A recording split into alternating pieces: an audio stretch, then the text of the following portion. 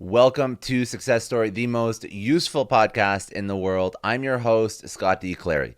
The Success Story podcast is brought to you by the HubSpot Podcast Network. The HubSpot Podcast Network has incredible podcasts like the Gain, Grow, Retain podcast. The podcast is hosted by Jeff Brunsbach and Jay Nathan. Now, Gain, Grow, and Retain is built to inspire SaaS and technology leaders who are facing the day-to-day challenges of scaling. Hosts Jeff and Jay share conversations about growing and scaling subscription businesses with a customer-first approach. If any of these topics sound interesting to you, you're going to like the podcast. Creating more brand advocates, SaaS as a predominant model for business, customer success at scale, or the challenges of integrating new tools with CSM. Some of these topics pique your interest. You're going to love the podcast. You're going to love Gain, Grow, Retain. Go check it out wherever you get your podcasts. Remember, Gain, Grow, Retain on the HubSpot Podcast Network. Hey everyone, just take a second and thank the sponsor of today's episode, Longshot Leaders. It's a podcast that reached out to me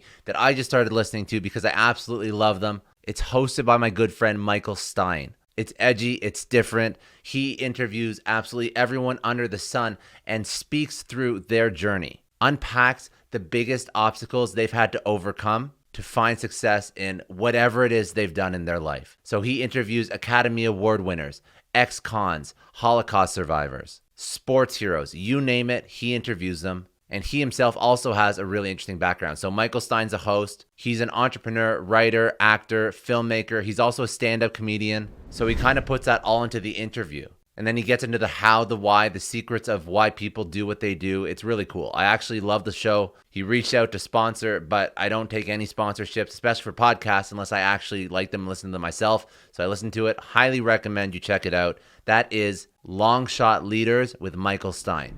Today, my guest is Phillip Stutts. Now, Phillip is a best-selling author. He comes from the cutthroat world of political and corporate marketing.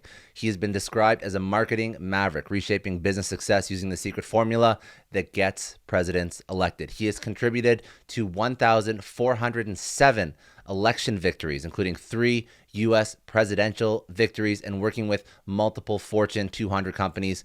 Phillip plays the game of political and corporate marketing on the highest level, battling it out with fierce competition, multi-billion-dollar budgets, and a win-or-die mentality. He's the founder and CEO of Win Big Media. They are a corporate marketing agency. He's the founder and executive chairman of Go Big Media, a political marketing ad firm. He has spoken in front of 50 million plus people over his career.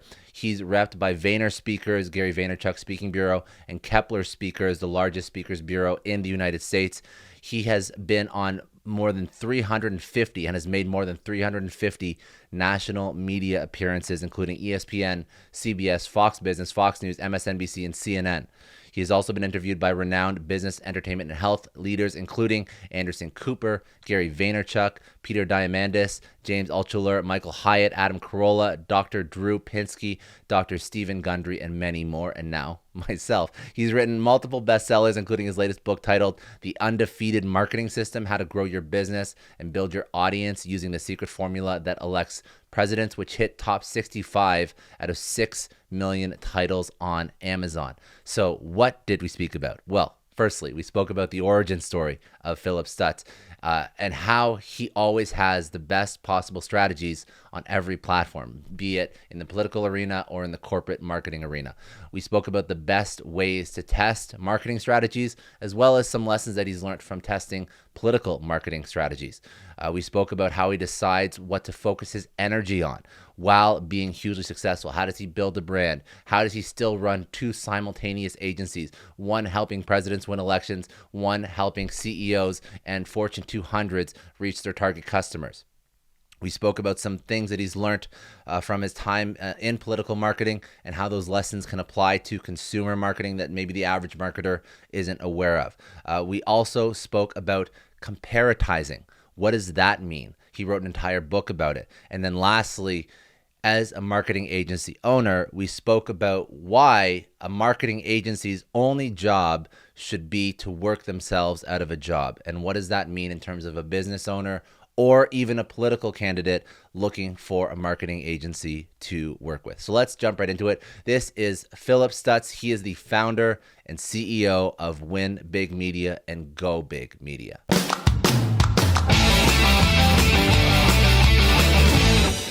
Oh, man. So I grew up in Alabama, and I was the first generation, Scott, of ADD kids, right?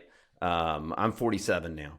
And so in the 1980s, I was diagnosed with ADD. There wasn't ADHD. The H hadn't come out yet. So this is how early it is. And I was put on Ritalin, and, like a lot of good entrepreneurs, I have ADD. But ultimately, I only really cared about two things in life, and really I couldn't ultimately pursue a career unless it was in one of those two things. And one was the college football. So for your Canadian audience, that may not resonate, but okay, most of them are American, and I can't stand Canadian football anyway. So I'm an American. Well, it's just football, fan. Right? It's college football, right? It's but huge. But I'm 5'9", 150 pounds, so that was never going to be part of my future. But I also was I was fascinated by political campaigns, how people got elected. No, I didn't give two shits about tax policy or environmental policy. I was fascinated by how a politician ran a campaign to win and get into office. And I was like high school fascinated. And so when I got out of college, I did an internship on a presidential campaign. And I got addicted to it. It's like working on political campaigns is one of the most addictive things you can ever do in your life, because you're working 24/7. You're passionately pursuing something that you think will benefit society. It's pretty purpose driven, obviously. And so, that was sort of what I said. Well, I'm an ADD kid. I got to put stuff in. I got to put my time into something I'm really passionate about. And that's how I found it. I went on to work on, at this point, as of November of 2021, I've been a part of 1,433 American election victories, 3 presidential wins. And then about 5 years ago, I just, I had one of those. How old are you, Scott? I'm 31, so I'm young. Oh man, you're a young guy. So yes, sir. This is a forewarning. So at about 38 to 42, almost everybody, wakes up and goes, it's like they've been going up this roller coaster their whole life. And it's like, hey, sky is the limit. Look at the sky. And then all of a sudden, about 38 or 42, you kind of crest on top of that roller coaster. And then you start looking down and you go, oh shit, that's all there is. Like, is this all there's going to be for the rest of my life? Because you kill it early, and then you're trying to figure out what to do next, right? You don't, or even worse, you don't kill it, and you go, oh, shit, I'm stuck in this place if I don't change, right? And a lot of men, I mean, this happens to women, happens to men, but a lot of men that I know cheated on their spouses in this period of time. They bought motorcycles. I just decided I was going to go start businesses. That's my midlife crisis. So I started a political ad agency in 2015. We've grown that from I invested. I put $100,000 in my money. We're now at 60 million in revenue. And then about 2 years later, I went, well, that was so fun. Why don't I go start a corporate marketing agency? And the ignorance of an entrepreneur is a beautiful thing and also a massive headache, because nothing's easy, right? When you start. You think it is. You think this idea is going to be so easy, but we've now run this corporate marketing agency, applying the political principles behind getting presidents elected into corporate clients. We work with Fortune 200 companies. We work with startups. We work with small businesses, and it's rooted in sort of my manifesto is the book called The Undefeated Marketing System: How to Grow Your Business and Build Your Audience Using the Secret Formula That Elects Presidents. And it lays out sort of, I had this theory that applying a political marketing system to corporations would grow their business. And just because I had a theory didn't mean it was true. I had to go out and prove it. And so I spent years working with businesses. And, I found this niche in the marketplace, Scott, which is almost every business owner I've talked to in the last 10 years has said one thing. They have fired multiple marketing agencies in the lifespan of their business, that they're overpromise, underdeliver. They don't look out for the business. They're all making money. They throw them into it's like throwing them into buying a hot stock, and then the stock tanks, like, oh, put all your money into this platform and this platform, and it doesn't work, and no one can figure out anything. And then ultimately they go, my God, I'm locked into an 8-month contract with these guys. I can't get out of it. And it's just a clusterfuck. And I just went, I'm going to change the rules of marketing. I'm going to create two things that are the biggest sort of vulnerabilities in the marketplace. One, I'm going to create a marketing company that plays Moneyball and doesn't sit around and arbitrarily choose what marketing tactics should be used. We're going to use real data, and we're going to guarantee success for our clients. And then the second thing is, when you work with us, there are no long-term contracts. We're month to month on every single contract we've ever signed. For me, 26 years, never had any contract that wasn't month to month. And so, because you can fire me at any time if I'm not producing. So because of that, we play Moneyball with our marketing. And what do I mean by that? So I'm going on a tangent. Do you want to? No, it's good. No, it's good. I think it's all the story's making sense, and I think it's why you're so successful. But I am curious, when you're playing Moneyball with marketing, when you have so many, you have so many factors that impact marketing, including things that are not uncontrollable, right? Doesn't matter how data driven you are, especially when you're clients. But how quickly you pivot in those moments is the key to the whole thing. And if you play Moneyball, you know those moments are coming and you pivot out immediately. So what do I mean by that? So what did I do? I went out and made a bet. Like all good entrepreneurs, I made a bet on me. But the bet was this. I partnered with the largest data collection and analytics and AI company in America. And in our database, we have 240 million American consumers, 550 million connected devices. We're tracking 10 billion online purchasing decisions every day and 1 trillion searches. And so I can literally tell you everything you've ever wanted to know about your customer or client, because I can IP target them and find out what they're searching for, what they're buying. I can tell you their top 3 values in life. I can tell you their social media platforms they're on in a chronological order. Wouldn't that be nice if you were looking to understand your customer client base before you go and spend a bunch of money on a social media platform? If all of a sudden you knew, I know exactly where they are. And we started working with this data company. We were working with them on Fortune 200 clients.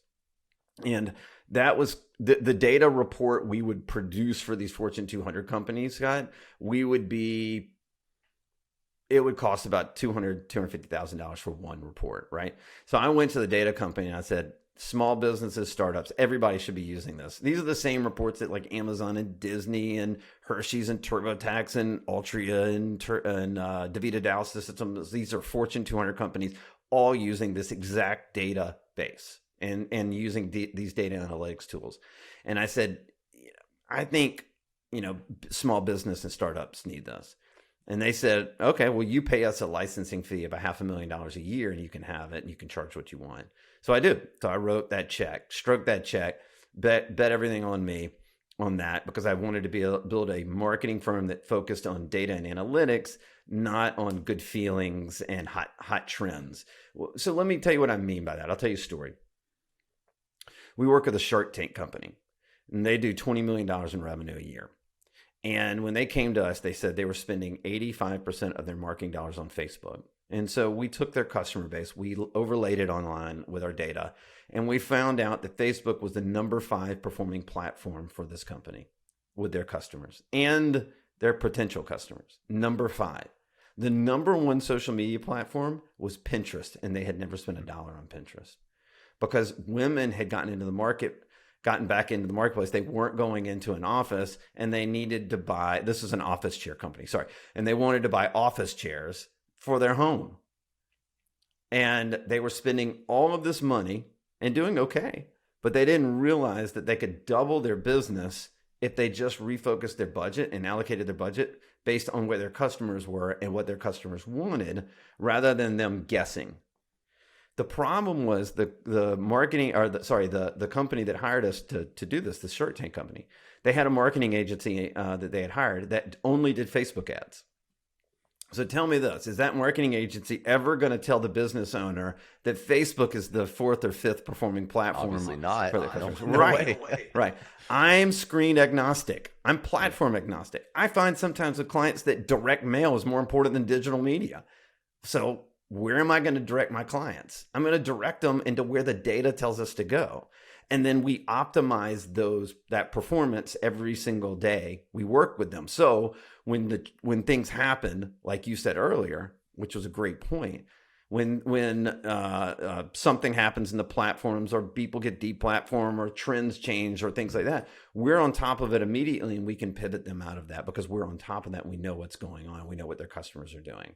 And so for us, that's like a little glimpse in how we look at it. But I just kind of wanted to lay that out. I just want to take a second and thank the sponsor of today's episode, Shopify. And don't you love that sound? That's the sound of another sale on Shopify, the all-in-one commerce platform to start, run, and grow your business. See, Shopify gives entrepreneurs the resources once reserved for big businesses. So upstarts, startups, and established businesses alike can sell everywhere, synchronize online and offline sales activity, and effortlessly stay informed. You can not only sell your product, but you can reach customers online and across social media networks with an ever-growing suite of channel integrations and apps, including Facebook, Instagram, TikTok, Pinterest, and more. You can gain insights as you grow and detailed reporting of conversion rates, profit margins, and beyond. Whatever you need to track, Shopify can track it for you. And remember, Shopify was built to liberate commerce for entrepreneurs and big businesses alike. Shopify is tirelessly reinventing tools of growth and scale for over 1.7 million businesses. So if 1.7 million businesses trust Shopify to help them organize their online and synchronize with their offline sales, you should be able to use it for your business as well. Connect with your customers, drive sales, manage your day-to-day, accept all major payment methods, and integrate with any third-party app you could possibly think of. If you want to try out Shopify right now, go to shopify.com/successstory. That's all lowercase for a free 14-day trial and get full access to Shopify's entire suite of features. Grow your business with Shopify today. Go to shopify.com/successstory right now. Remember, success story is all lowercase. That's shopify.com/successstory.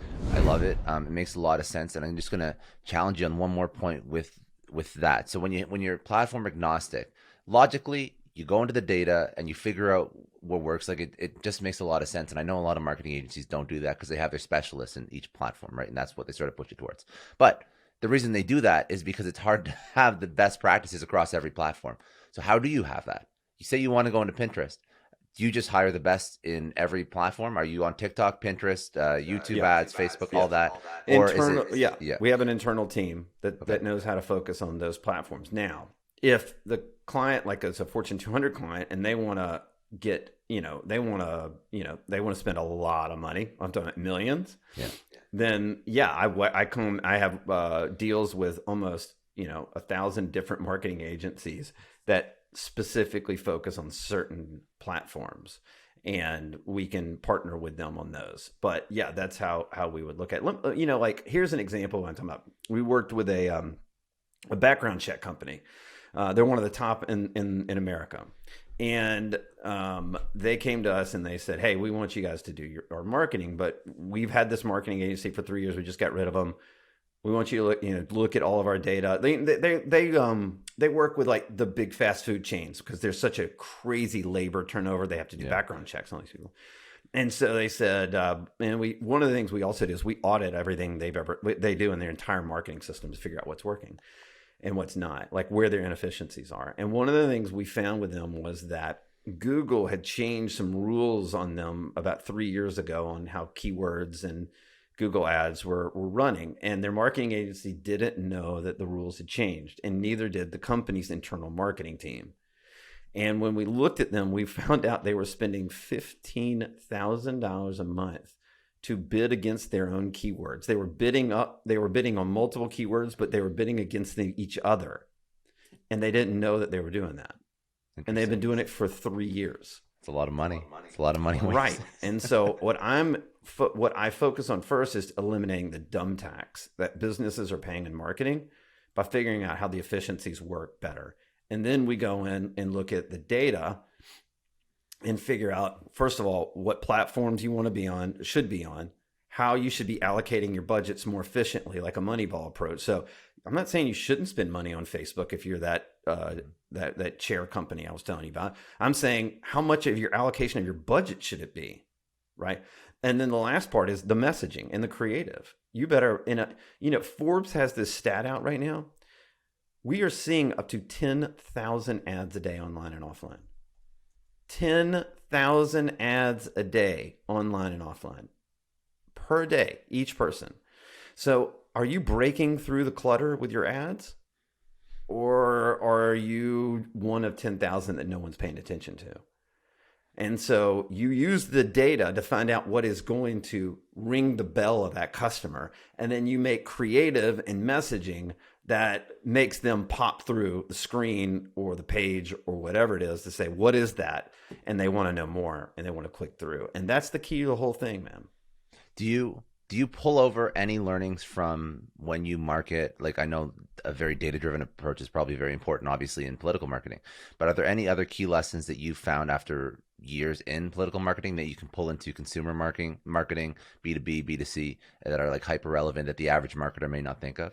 Well, so I have this 5-step, we call the undefeated marketing system, right? It's the name of the book too. But yes, so 2 things that really stand out for me. When the politician comes to me and says, hey, I want to run for the United States Senate in the state of Florida, the first thing I do is I say, hey, I sit down and say, what do you want to, let's just say, she sits down and I say, what do you believe in? What do you want to run on? And inevitably, the egotistical politician will give you like 25 things, right? And you're like, all right, no one wants to hear 25 things, but I appreciate that. But here's what I'm going to do. I'm going to go and survey, and by the way, much more complicated than this, but for the brevity of this podcast, I'm going to go survey these voters in the state. And I'm going to figure out of the 25 policy issues you think are the most important, I'm going to figure out for them what's the top 1 or 2. When I say 1 or 2, I mean it will get you to election victory if you run on those 2 issues. Now, for the other 23 issues, probably not going to talk about them much. But for those 1 or 2, that's all we're going to focus on because it's an alignment between the politician believes in and the voter. And we know that those issues are so important to that voter that they would vote for an unknown or even an unsavory candidate. And so the point I'm trying to make is I'm obsessed. I love the politician, but I'm obsessed with the voter.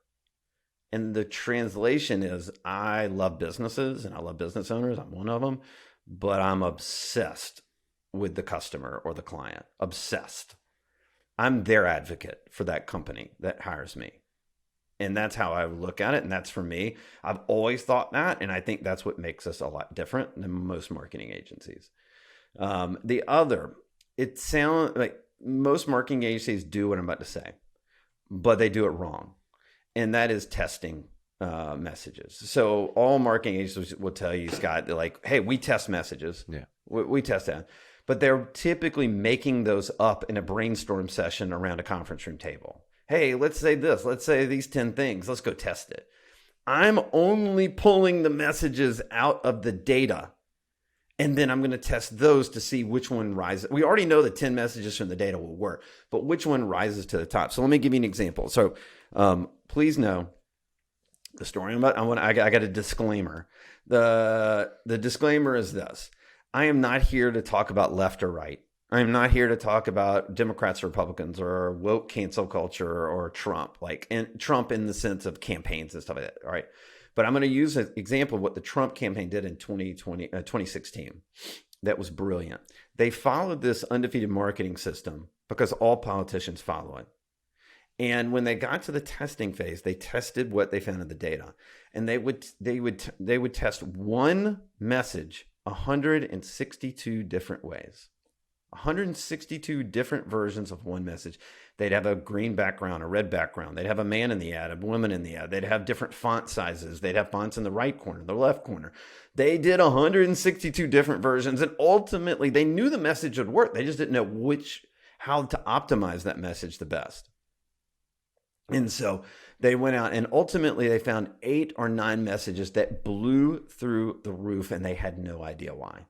But before they went out and spent a lot of money on their marketing dollars to win over voters, they now know these 8 or 9 different ad concepts are going to work and go blow through the roof. Instead of throwing all 162 up or using one of those ads that wouldn't have worked as best, they optimized based on data. They optimized, tested, and put it out there. So the difference in what translates is that we do testing based on what the data tells us, not arbitrary brainstorm sessions around a conference room table, which is what 99% of a lot of marketers do. So let's take a second and thank the sponsor of today's episode, Truebill. So let me ask you a question. How often have you signed up for a free trial and then it converted into a paid subscription and you forgot to cancel it?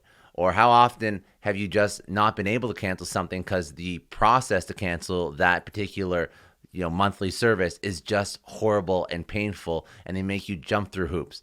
Truebill is solving this for you. Truebill is letting you fight back against scammy subscription services. Truebill is a new app that helps you identify and stop paying for subscriptions that you don't need, you don't want, or you simply forgot about. On average, people save roughly $720 per year with Truebill. And it's honestly because companies make subscriptions difficult to cancel. Truebill makes it incredibly simple. You just link your accounts to Truebill and they cancel everything unwanted with a single click. And if something doesn't cancel automatically, they actually have a concierge service that will follow up and cancel it for you so that you don't have to. Truebill has over 2 million active users and they saved people over $100 million. I used it myself. I saved about $578, but that's just because I spent so much time in the past having to go back and cancel. I'm sure if I knew about them 2-3 years ago, it could have saved me like thousands of dollars by now. So stop letting CEOs and bad businesses get rich off you being unable or just forgetting to cancel. Don't fall for subscription scams. Start canceling today with Truebill at truebill.com/successstory. Go right now, truebill.com/successstory. That's truebill.com/successstory. It could save you thousands a year. That's truebill.com/successstory. Take control of your subscriptions. And what's the easiest way to test? So is it talking to customers, jumping on calls? Is it running different creatives on different platforms? What's your recommendation? Running creatives on different platforms. Yeah, okay. That's the best. Low cost. Yeah. The other part of this is in politics, not everybody's a self-funding candidate. Like most candidates start at zero. Yeah. And so we do low-cost testing, usually motion graphic or banner, because if you click through a banner, that means that message is really going to work. Like nobody clicks through banners, right? That's true. Yeah. So if you do low-cost banner ads that don't cost much money, you can do a lot of them really cheap. And you can ultimately find what messages are going to click through because, again, they're clicking through a banner. That message is going to resonate, and you know it.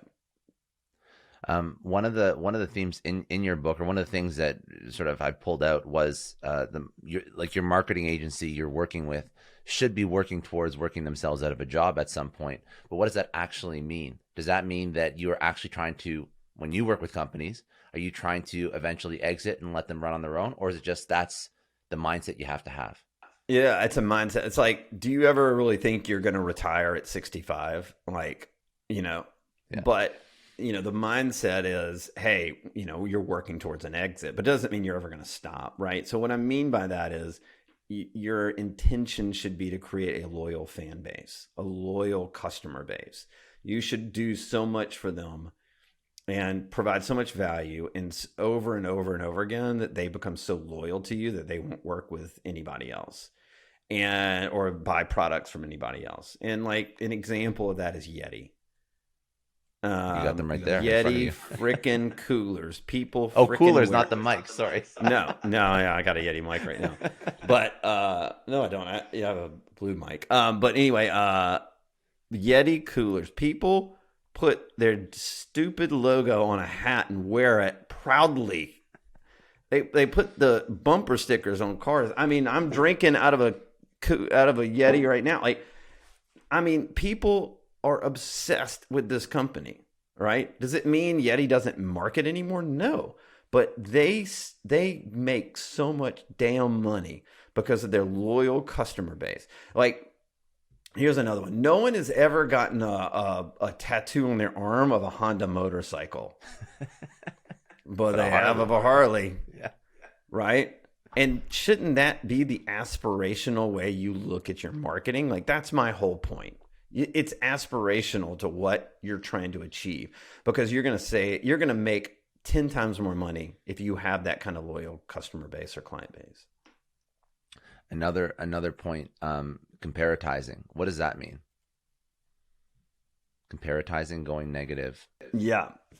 So I've never heard that term before. I read your book, I made up the term. I made that word up. That's why I call it. Yeah, I thought I was just like, shit, I really missed a marketing 101 definition there. So I've written 2 books. The first book was called Fire Them Now, right? And I wrote a whole chapter in the book called Going Negative on Your Competition. And it's basically taking the concept of how in political campaigns we go negative on our opponents, and then taking over to the corporate world. But I screwed up because no business owner likes the term going negative. They're like, oh, that's going to hurt my business. I can't do something like that. And I went, oh, I have a branding problem. And it's not what I mean, and I'm going to define it in a second. So I said, well, hold on, how do I rebrand this? Because my intention and their perception are 2 different things. And so I said, well, it's just comparative advertising. You know what? I'm going to just coin the term comparatising. I got it. Right. So it doesn't mean you take a sledgehammer to your competition and eliminate and piss off 50% of your market. That's what we do in politics. All we have to do is get 51% of the market. We win the race, right? It doesn't matter. I can piss off 49%. It doesn't matter, right? You can't do that in the corporate world. You can't do that if you're running a company. But the most successful ads in the advertising world right now are comparatising ads. There's no doubt. And you must do it. There's an art to it. You must do it in a way that draws distinction, pisses off no one, and drives complete loyalty to your product or service. And so my third book is going to be called comparatising because we do this with all of our clients, and the number one ads we ever run for them are like when I'm saying the number one performance ads are comparatising ads. So let me give you an example of what that means. So we work with an apparel company, and they're a competitor to Lululemon. All right, so they shirts, tees, sweats, things like that. And I asked them who their competition was. They said, it's these cheap knockoff companies. That cheap knockoff t-shirt, sweats, tees companies like Nike, Under Armour. They just can bottom the market out. They drive us nuts.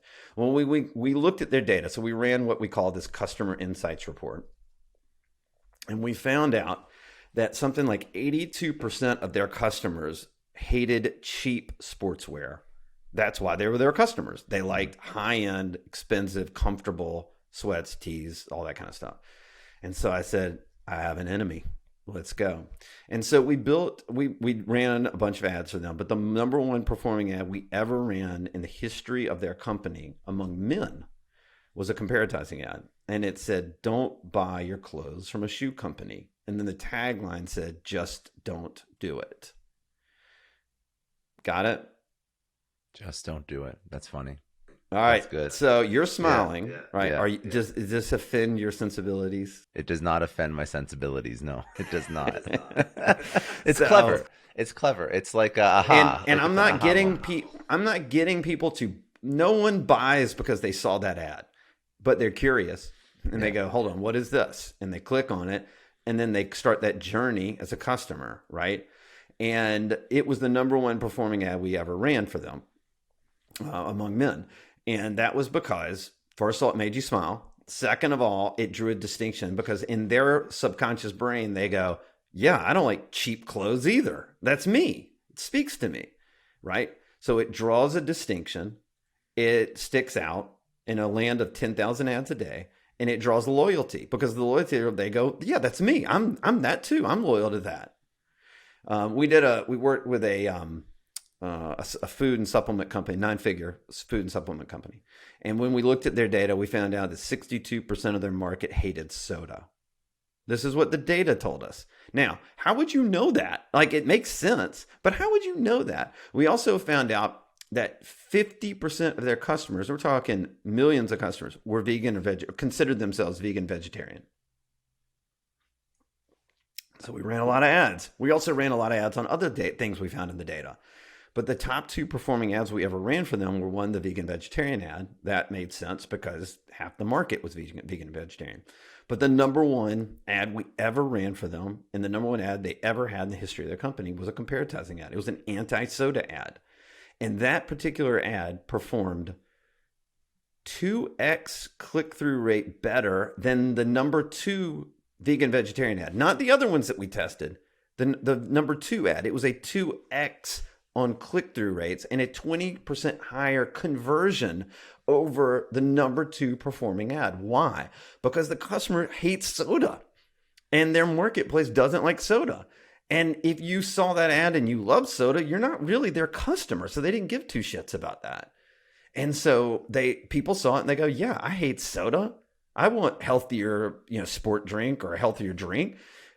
Protein drink, and then they click through the ad, and then 20% higher than the second highest performing ad we ran, we got conversions on. So I could go on and on for days, but we've done comparatising. Now we tell every client that works with us that they are going to have to run some sort of comparatising. They have to approve it, but we're never going to offend anybody.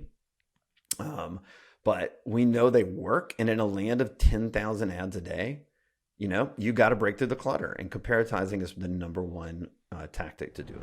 I just want to take a second and thank the sponsor of today's episode, Ladder. Now, over the past 2 years and a bit, I'm sure we've all realized that how precious and fragile life can be. And the last thing that you want to be worried about when something horrible happens is how you're going to afford it. And that's why I am a firm believer in life insurance, so that if something does happen, you're not passing those costs onto your kids or your family. Now, if you're asking yourself, how do I find affordable long-term coverage? How do I find affordable monthly that can protect my family from anything that happens? Well, the answer to that question would be Ladder. Because if you wait longer, life insurance does cost more money. So when you set term coverage when you're young, you can get incredible coverage for a relatively low price. And Ladder is 100% digital. So no doctors, no needles, no paperwork. When you apply for $3 million or less, you can just do it online. You need a few minutes, phone, and a laptop to apply.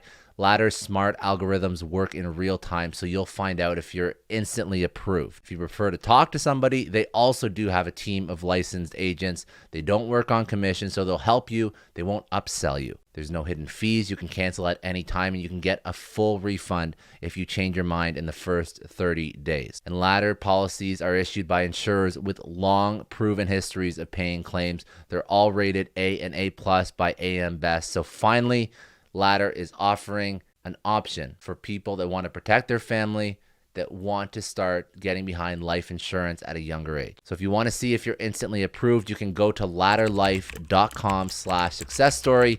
You'll see if you're instantly approved. That is Ladder, LADDER, life.com/successstory. That's ladderlife.com/successstory.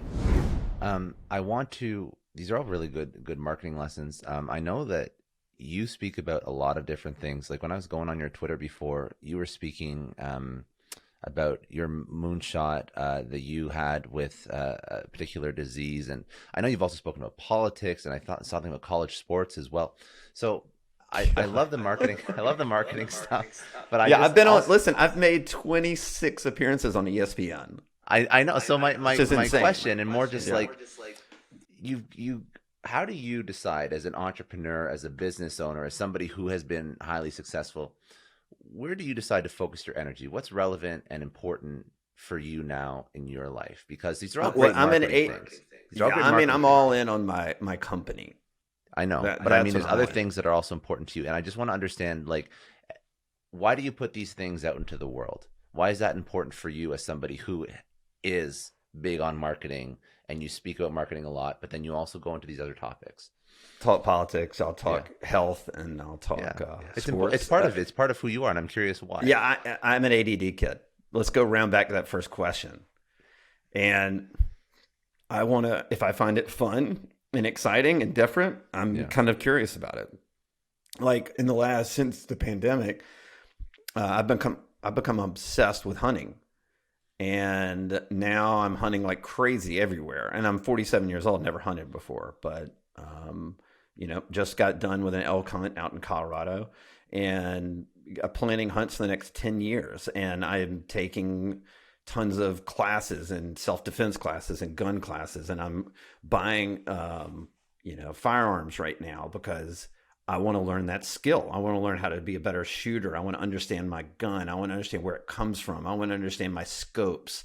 I just kind of get obsessed with things, and then I put on my energies, and then all of a sudden I go, oh shit, there's a vulnerable. I guess I have a good. Here's my one skill that I don't have many, but this is one. I typically, when I go all in on things, I find the lane less traveled within them. And then I talk about them, and that gets attention because people go, oh yeah, you're not talking about that. No one's talked about that before.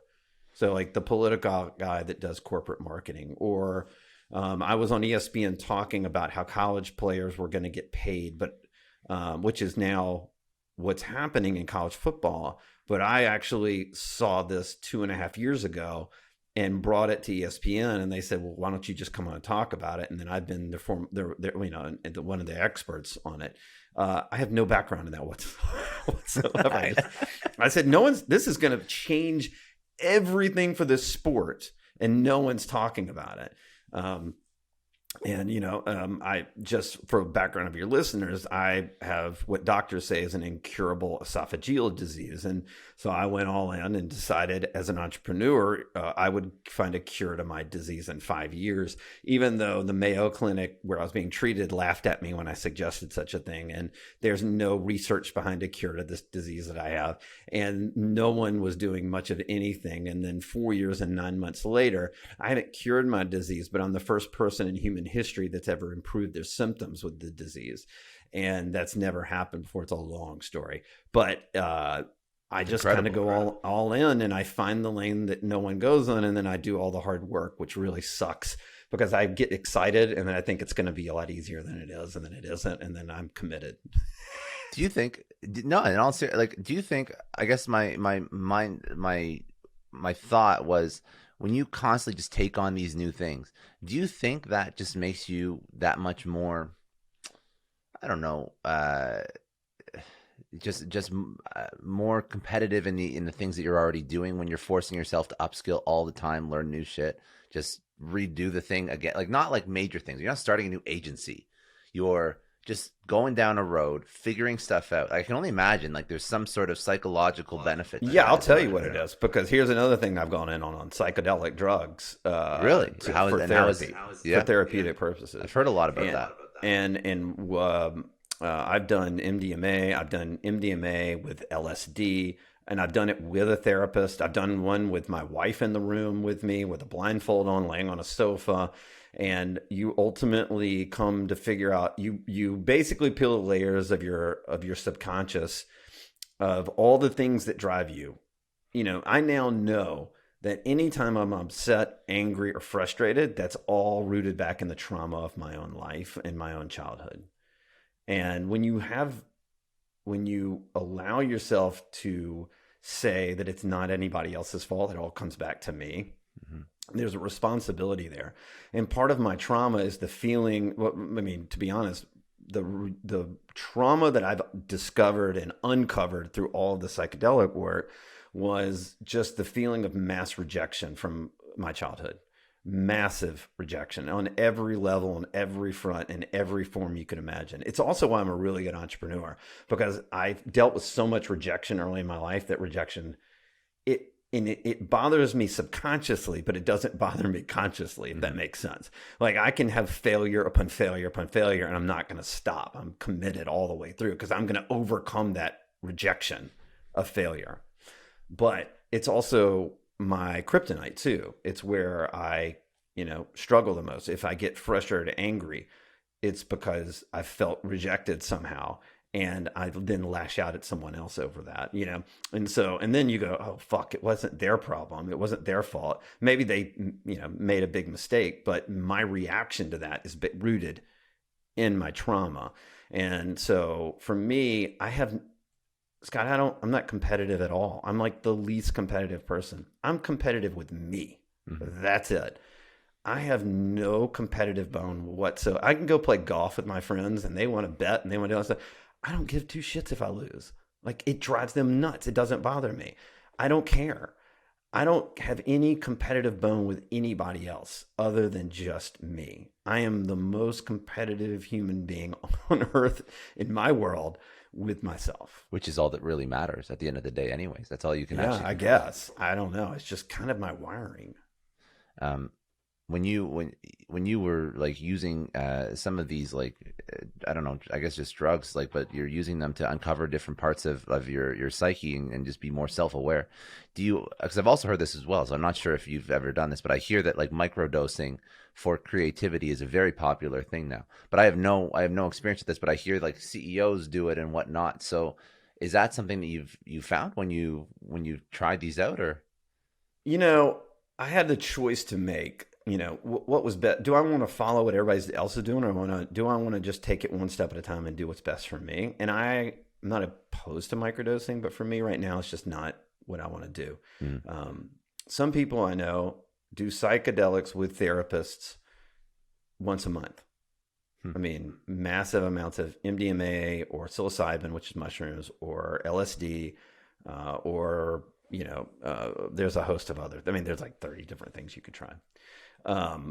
And I'm not that way. I usually do one session for 5 hours, and then I spend a year integrating it with a therapist, talk therapy, and integrating everything I discovered in that session. It just takes me more time. I'm more methodical about it. And so for me, that's just my journey. What my journey is different than other people's. And the last thing I want to do is go, well, that guy did it this way, so I should do it this way. Like that, I've done that plenty in my life. And I'm trying to be more conscious of the fact that, no, I'm just going to listen to myself and follow my own path. I just want to take a second and thank the sponsor of today's episode, HubSpot. Now, you may have heard me speak about leveling up in the past, how we can level up our careers, our businesses, our customer experience. I wanted to take a minute and focus on that last one, because when we level up our customers' experiences, we transform our customers into evangelists and help our business and our careers grow like crazy. With new features dedicated to helping your sales teams improve your customer experience, HubSpot is on a mission to help millions of companies grow better, starting with yours. Conversation intelligence tools help your teams get real-time insights into calls with automatic recording, transcription, and call analysis. With more visibility into customer conversations, coaching, and customer feedback becomes that much easier. Easy share meeting links let customers see availability and book meetings for you, all from the HubSpot platform. This cuts out endless cycles of scheduling email. Learn more about how you can transform your customer experience with a HubSpot CRM platform at HubSpot.com. I want to ask a couple rapid fire. I always do at the end to close these out. But before we pivot, what's next for you? We were speaking just briefly before we started, like you're going to try and ramp up, build your own brand. But really, what is next outside of just pushing stuff out onto social? There's probably a plan.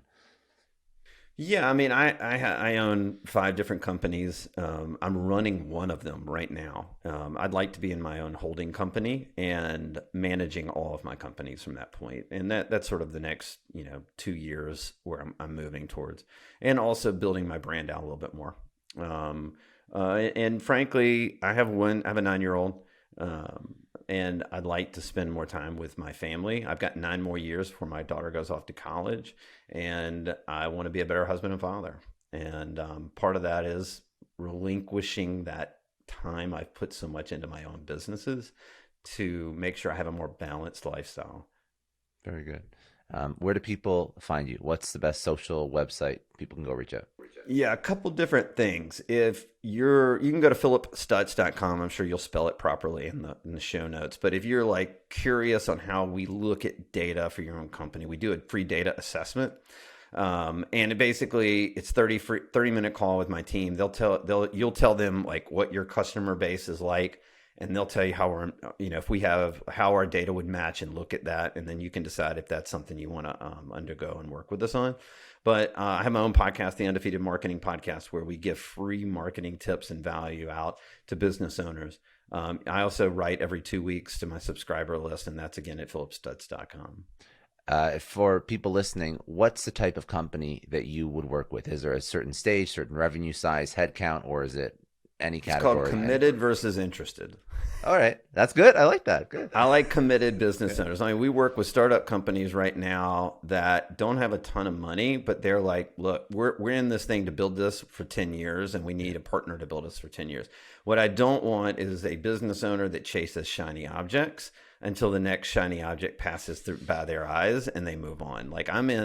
I like working with committed business owners, whether they're Fortune 200 or whether they're startups or small businesses. Okay, very good. All right, let's do some rapid fire. Biggest challenge you've overcome in your personal and professional life. What was it? How'd you overcome it? Being a horrible human being in person and utilizing therapy and psychedelics I was heading towards broken businesses, broken marriage, and broken family 8 years ago, and working, and I've not solved any problems, but I'm 1,000 times further than I was, and working every single day to be a better person. And ultimately, Scott, I know this is rapid fire. It's all good. It's learning to love myself. Something I did not allow myself for at least 45 years to even think about. And the more I love myself, the better I am as a leader, the better I am as a husband and a father. And learning to love myself is one of the hardest things I've ever had to commit to. But just like everything else, I'm really all in on it right now. Amazing. And I'm proud of that. If you had to choose one person, obviously there's been many, but one person's had an incredible impact on your life. Who was it? What did they teach you? How did they help you? Well, that'd be my wife. There's a million people. And there are no self-made men or women, right? Well, there's an army of people that have helped us along the way. But my wife wasn't going to stand and take, the way I used to be. And she stood up and said, you got to figure this out. And she's my greatest resource. I want to kill her half the time, and she wants to kill me half the time. But the love and the bond that we have is beyond words, and I wouldn't be where I am today without her. Your favorite source to learn or grow? Podcast, book, Audible, something you've checked out lately, somebody should go read or listen to. Anything by James Altucher, if you know who James Altucher is. He wrote the foreword to my new book. I think I'm the most... I've been on his show more than any other guest. I've been on about 11 times. But he's just the smartest, nicest, kindest person. And I learn everything. I learn something every time I listen to him. I think Jay Abraham, who's a mentor of mine, is another great one. Tony Robbins, obviously, if you're starting on step one, I think Tony is probably the number one for starting at step one is the best there is. And then one last one, sorry. There's a guy that no one knows. He's not a big influencer. Go Google him, but he's the smartest business consultant coach that has ever lived. And the reason being is that he made $100 million, lost it all, and made it all back. And he teaches right now, what he teaches is not how to 10x your business, but how never to lose any of your money. And his name's Keith Cunningham. And that's the greatest person I've ever worked with on the business side. Amazing. Okay. If you could tell your 20-year-old self one thing, what would it be? Get ready. Got a hell of a journey ahead of you. And no regrets. And you got a hard, there's a great quote. I can't think of the guy who said it, but it's easy choices, hard life, hard choices, easy life. And that's what I would tell that 20-year-old. And last, I was looking up that quote. I know that quote too, but I can't remember. Jersey something. Like Jersey Gregorek. Jersey Gregorek. I think it was in a TEDx. He said it. Anyways, that's good. And last question: what does success mean to you? Balance and the love of my family. Amazing. That's all I got. That's all I got, man.